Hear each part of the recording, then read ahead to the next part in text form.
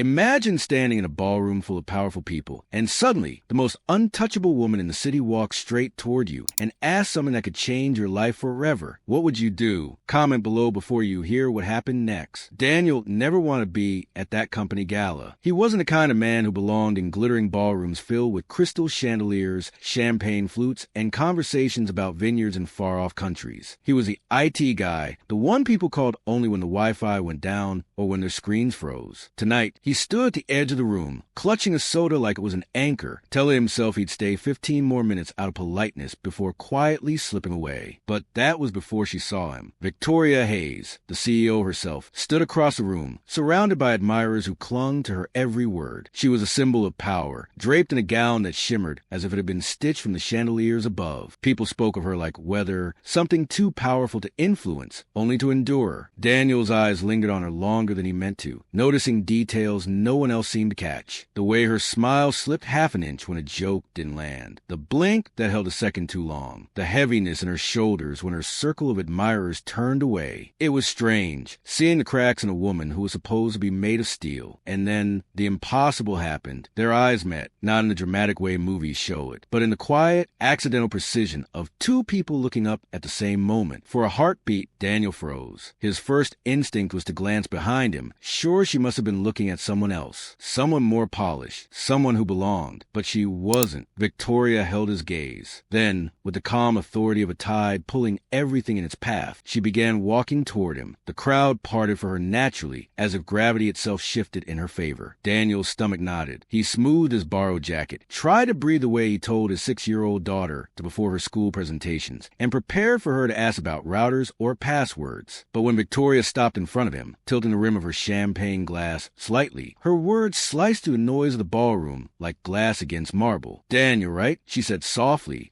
but with that unmistakable edge of command. He swallowed hard. "Yes, ma'am." Her eyes searched his face, stripping away the suit, the tie, the nerves, until he felt like she saw the truth of him. Just a man standing alone at a party where he didn't belong. Then came the question, why didn't you take me home? The music kept playing. Laughter rippled around them. A waiter brushed past with a tray of champagne. But in Daniel's world, everything froze. Had he heard her right? Did she just ask him, the IT guy, the outsider, to take her away from all of this? His pulse roared in his ears. She wasn't joking. Her eyes were steady, almost pleading. Daniel forced a breath. "Just the two of us?" he asked quietly, needing to be sure. For the first time that night, Victoria Hayes laughed, not the polished, perfected laugh she gave investors, but something unsteady, almost real. She leaned in slightly, lowering her voice. "Yes, just the two of us. No board members. No cameras. No pretending." And in that moment, Daniel realized this wasn't about him at all. She wasn't asking for escape with him. She was asking for escape from herself. What would you have done in Daniel's place? Would you have said yes or walked away? Daniel didn't answer right away. He let the silence stretch,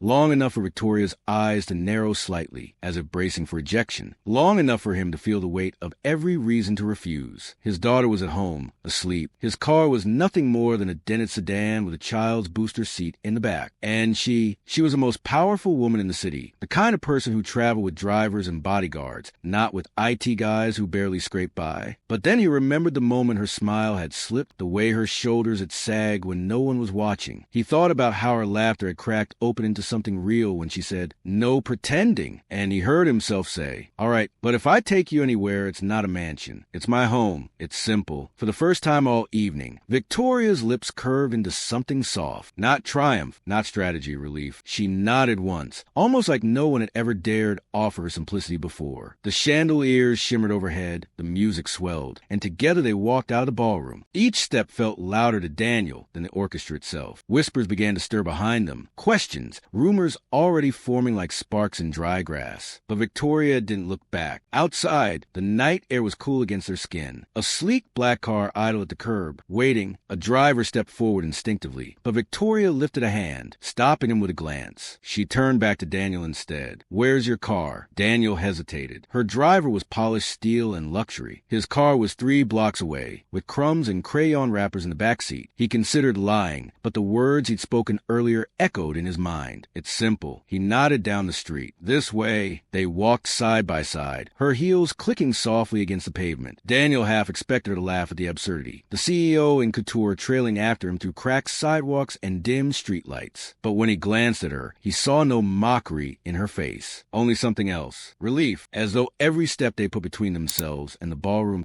allowed her to breathe a little easier at his car. Daniel rushed to open the passenger door, embarrassed by the squeak of the hinge and the worn seats. The booster chair in the back seemed to scream his unpolished life, but Victoria slid into the seat gracefully, fastening her belt as though it were a limousine. The drive was quiet. Street lamps washed the dashboard in pale light. Daniel gripped the wheel, his thoughts tangled. Was he reckless for bringing her home? Was he selfish to think of Emma asleep down the hall, unaware that the most powerful woman in the city was about to step into their world? But beneath the storm of doubt, a steadier voice whispered that what he saw in her eyes tonight wasn't a trick. She was tired, lonely, human. When they reached his building, a modest block with peeling paint and uneven steps, he braced himself for disdain. Instead, Victoria studied it with quiet curiosity. Then she gave him the faintest nod, as if she'd been waiting all night for something unadorned and real. Inside, the apartment carried the scent of laundry and faint vanilla from Emma's nightlight. The wallpaper curled at the corners, and the couch sagged from years of use. It wasn't grand, but it was warm, and for the first time since he'd met her, Daniel saw Victoria Hayes relax. Her shoulders loosened, her posture softened. She looked less like a CEO, and more like someone who had finally put down a weight no one else had noticed she carried. From down the hallway, a small voice stirred. "Daddy!" Emma appeared in the doorway, rubbing her eyes, her stuffed rabbit dangling from her arm. She froze at the sight of the stranger in their living room. "Who's that?" Daniel's throat tightened. "This is my boss," he said gently. Victoria set her glass down,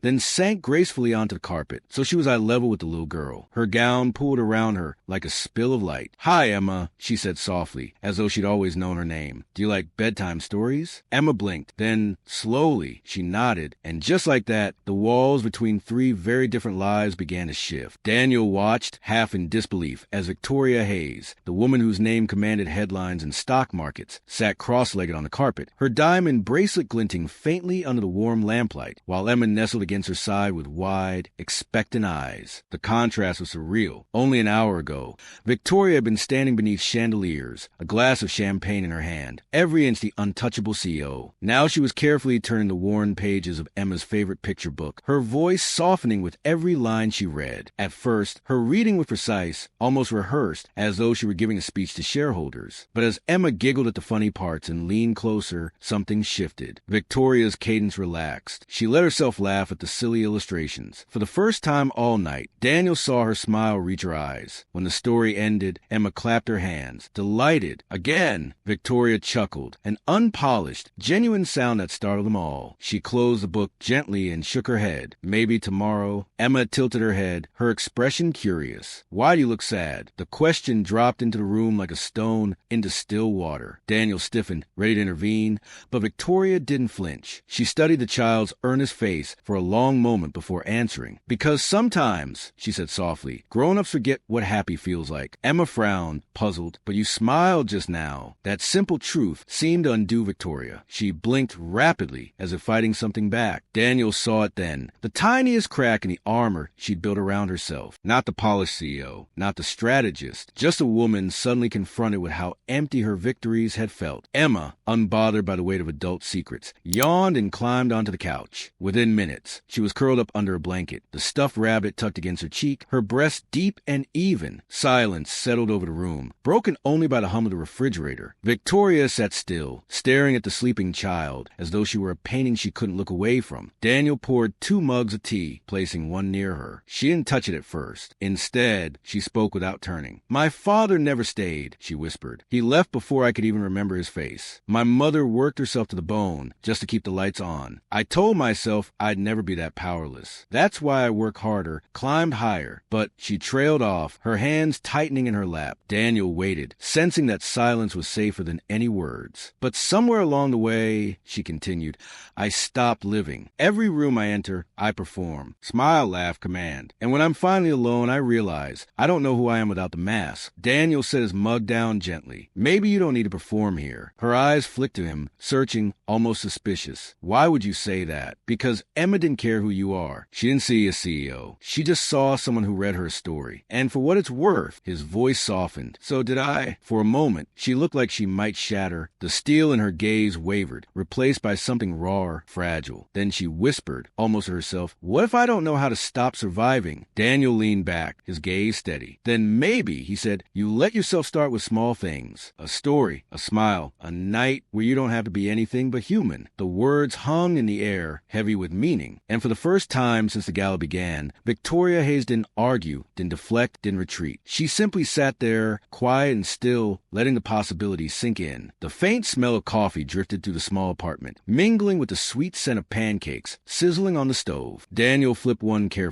the sound of the spatula soft against the pan. Morning light streamed to the kitchen window, painting everything in a golden hue. He glanced over his shoulder. Emma sat at the table in her penguin pajamas, humming quietly as she colored, and across from her, impossibly out of place in this modest kitchen, sat Victoria Hayes. Her hair was pulled back into a loose braid Emma had insisted on making. The sequin dress from last night was draped neatly over a chair, replaced with one of Daniel's oversized sweaters that swallowed her frame. Yet despite the borrowed clothes, she looked lighter, human. Best pancakes in town, Daniel said, sliding a plate onto the table. Emma clapped. Try them, Miss Victoria. Victoria smiled faintly, picking up her fork. One bite in, her expression shifted into something Daniel couldn't quite read. Not her usual control mask, but something closer to surprise. These are really good. Emma grinned proudly. Dad makes them every Saturday. It's our tradition. Victoria glanced between them, as though trying to memorize the scene, the cozy kitchen, the laughter, the ritual of an ordinary life. For someone whose world revolved around boardrooms and billion-dollar deals, this seemed like another universe. After breakfast, Emma darted to her room to fetch her backpack, chattering about showing Victoria her drawings. The apartment grew quieter, leaving only the two adults in the room. Victoria set her fork down, her hands lingering on the edge of the plate. Last night, I don't know why I asked you to take me home, but now I think I do. Daniel waited, sensing the weight of what she was about to say. Because for once, she admitted, her voice low, I didn't want to be alone in the penthouse, surrounded by silence that makes all the noise in my head louder. Here, with you two, it feels different, like maybe I don't have to keep pretending. Daniel's chest tightened at her honesty. He wasn't sure what to say, so he kept it simple. You don't. A silence settled, but it wasn't heavy. It was the kind that invited breathing, that allowed unspoken things to linger without breaking. Emma returned, holding out her notebook proudly. Victoria knelt down, flipping through each page,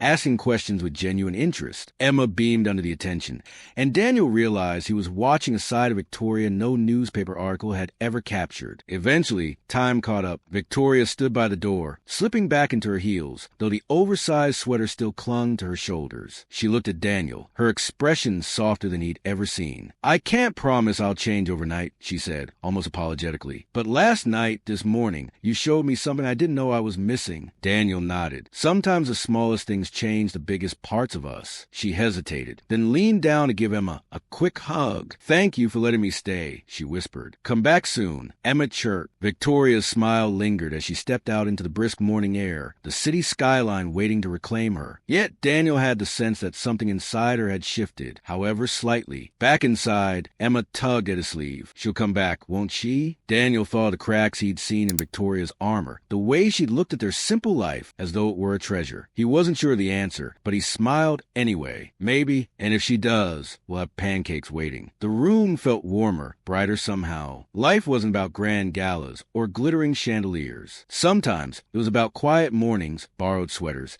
and the unexpected ways two very different worlds could touch. And as Daniel poured himself another cup of coffee, he couldn't shake the feeling that last night hadn't been an accident. It had been the beginning of something neither of them had seen coming.